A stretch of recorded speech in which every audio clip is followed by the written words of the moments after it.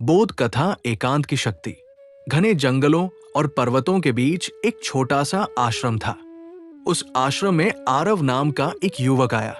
उसके चेहरे पर थकान थी, आंखों में बेचैनी और भीतर अनगिनत प्रश्न।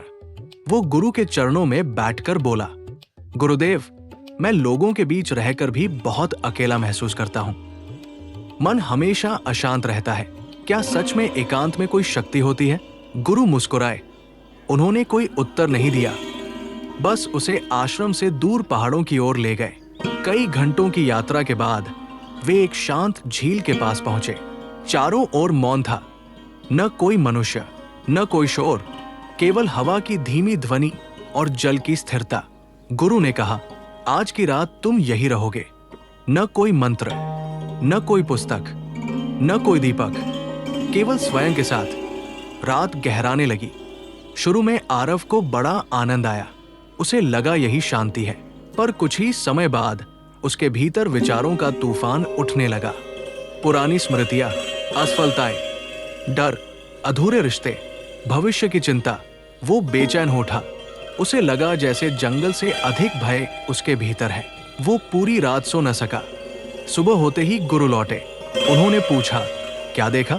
आरव बोला, गुरुदेव, जंगल शांत था, पर मेरा मन नहीं।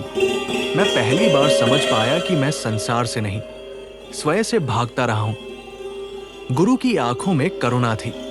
उन्होंने झील की ओर संकेत करते हुए कहा, जब जल स्थिर होता है तभी उसमें आकाश दिखाई देता है, और जब मन शांत होता है तभी आत्मा दिखाई देती है।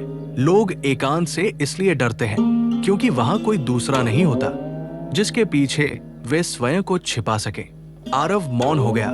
गुरु आगे बोले, एकांत कमजोरी नहीं है। यदि सही ढंग से जिया जाए तो वही मनुष्य को भीतर से शक्तिशाली बनाता है। भीड़ तुम्हें दुनिया से मिलाती है, पर एकांत तुम्हें स्वयं से मिलाता है। उस दिन के बाद आरव अक्सर उस झील के पास जाने लगा। धीरे धीरे उसका भय कम होने लगा, विचार शांत होने लगे, और एक दिन उसे अनुभव हुआ कि एकांत में वो अकेला नहीं है। वहां एक गहरी उपस्थिति थी, एक मौन शक्ति जो शब्दों से परे थी। तब उसे समझ आया, एकांत का अर्थ दुनिया से दूर होना नहीं, बल्कि स्वयं के इतना निकट आ जाना है कि भीतर का शोर भी शांत हो जाए। हर हर महादेव। धन्यवाद।